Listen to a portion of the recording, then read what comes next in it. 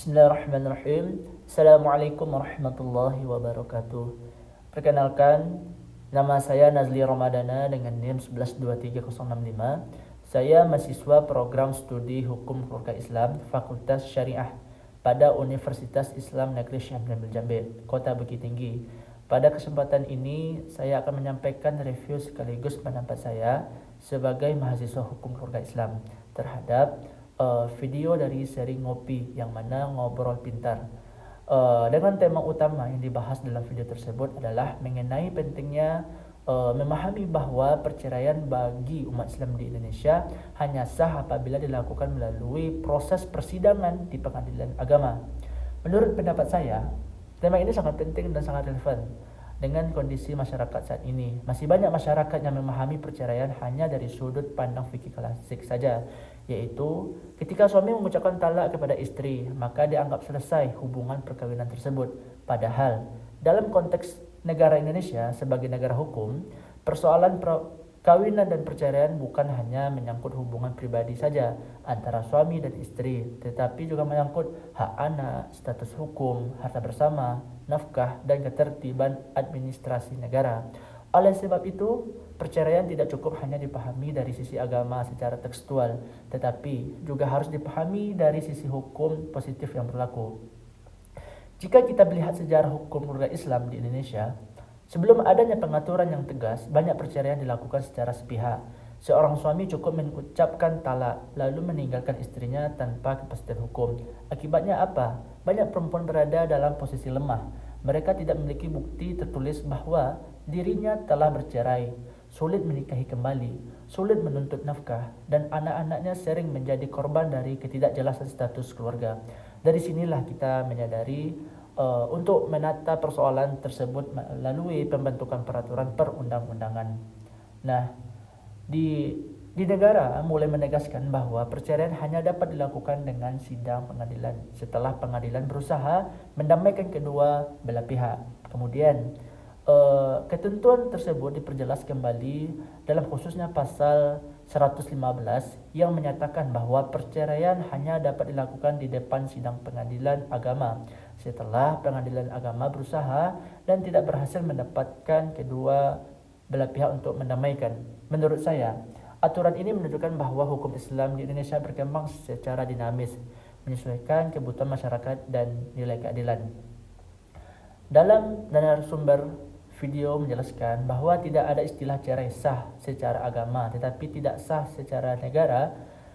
Menurut saya pernyataan ini sangat tepat apabila dilihat dalam konteks kehidupan bernegara, sebab agama dan negara di Indonesia tidak diposisikan sebagai dua hal yang saling bertentangan, melainkan saling melengkapi. Negara justru mengambil nilai-nilai kemaslahatan dalam Islam, yaitu menjaga hak, mencegah mudarat, dan menciptakan keadilan. Dalam kaidah fikih disebut bahwa kebijakan pemimpin terhadap rakyat harus didasarkan pada kemaslahatan. Maka aturan perceraian melalui pengadilan merupakan bentuk nyata dari kaidah tersebut. Saya juga sangat setuju ketika narasumber menyampaikan bahwa perkawinan adalah mitsaqan ghaliza, yaitu perjanjian yang kuat dan sakral. Istilah ini terdapat dalam Al-Quran yang menggambarkan betapa agungnya ikatan pernikahan. Jika pernikahan dilakukan dalam proses serius, disaksikan keluarga, dicatat negara, kemudian memiliki konsekuensi besar, maka perceraian tentu tidak boleh dilakukan secara sembarangan. Sangat tidak pantas apabila perceraian hanya dilakukan melalui pesan singkat, telepon, media sosial, atau secari kertas tanpa tanggung jawab. Hal seperti ini merendahkan nilai perkawinan itu sendiri. Dari sudut pandang akademik, saya melihat bahwa kewajiban perceraian melalui pengadilan memiliki beberapa tujuan besar. Pertama, tujuan perlindungan hukum. Dalam sidang perceraian, hakim akan menilai alasan perceraian, mendengar kedua belah pihak, serta memastikan tidak ada pihak yang dizolimi. Kedua, tujuan mediasi atau perdamaian. Sebelum menjatuhkan putusan, hakim wajib mengupayakan perdamaian. Bisa jadi masalah rumah tangga sebenarnya masih dapat diselesaikan melalui komunikasi. Yang ketiga, tujuan kepastian hukum. Setelah ada putusan, status para pihak menjadi jelas. Keempat, tujuan perlindungan perempuan dan anak, terutama terkait nafkah iddah, mut'ah, hadanah, dan hak waris kemudian hari.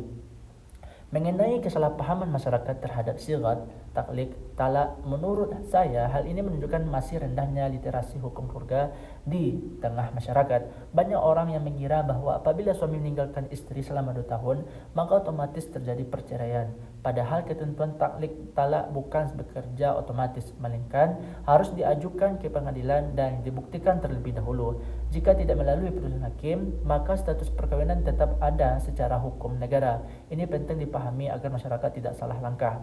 Sebagai mahasiswa hukum keluarga Islam, saya juga melihat bahwa keberadaan bukan sekadar tempat memutus perkara, tetapi juga lembaga sosial yang berfungsi menjaga ketahanan keluarga. Banyak orang berpikir pengadilan hanya tempat bercerai saja, padahal pengadilan juga berfungsi mendamaikan, memberi solusi, menetapkan hak anak, dan mencegah konflik berkepanjangan. Bahkan dalam banyak kasus, pasangan suami istri bisa rujuk kembali setelah melalui proses mediasi. Ini membuktikan bahwa pengadilan tidak selalu identik dengan perpisahan saja. Jika ditinjau dari pandangan para ahli hukum, konsep ini sejalan dengan teori hukum progresif, yang mana menempatkan hukum sebagai alat untuk melindungi manusia. Misalnya, menekankan bahwa hukum harus memberi manfaat nyata bagi masyarakat. Dalam konteks ini, aturan perceraian melalui pengadilan memberikan manfaat besar karena melindungi pihak yang lemah. Sementara dari perspektif maqasid al-syariah, aturan ini menjaga keturunan hifz al-nafs, menjaga harta, menjaga martabat manusia. Saya juga menilai upaya sosialisasi yang dilakukan pengadilan agama melalui media sosial dan diskusi publik merupakan langkah yang sangat baik. Di era digital saat ini, masyarakat lebih mudah menerima informasi melalui video pendek, podcast, dan media sosial. Karena itu, pendekatan edukatif seperti seri ngopi ini sangat efektif untuk meningkatkan kesadaran hukum masyarakat, khususnya generasi muda. Banyak yang persoalan keluarga terjadi bukan karena niat buruk saja, tetapi karena ketidaktahuan terhadap hukum. Sebagai penutup, menurut saya video ini memberikan pelajaran dasar bahwa perceraian bukan perkara sederhana. Perceraian menyangkut masa depan suami istri, anak, dan tatanan sosial.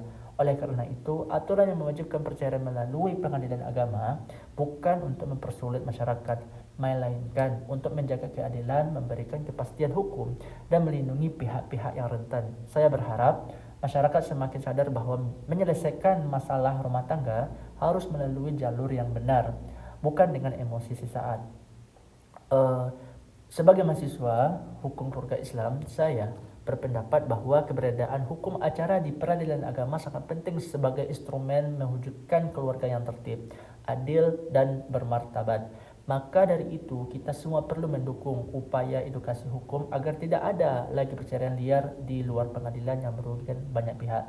Sekian yang bisa saya sampaikan. Apabila ada salah dan janggal dari perkataan saya, mohon dimaafkan. Wabillahi taufiq wal hidayah. Assalamualaikum warahmatullahi wabarakatuh.